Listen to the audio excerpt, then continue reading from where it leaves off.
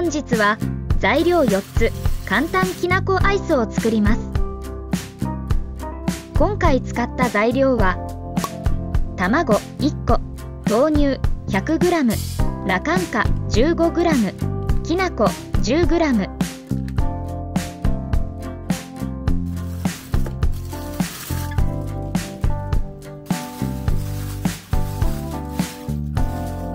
卵1個、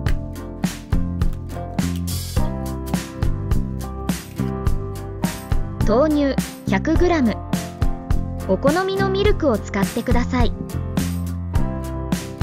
羅漢果 15g、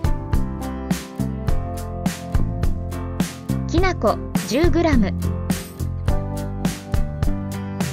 お好みでバニラエッセンスを加えます。すべての材料を混ぜ合わせます。特に卵をしっかり混ぜます。羅漢果の代わりに他の甘味料を使っても OK です。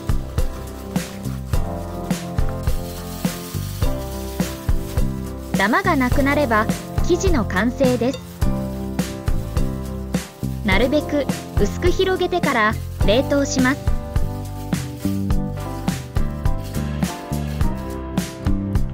1時間から2時間冷凍します。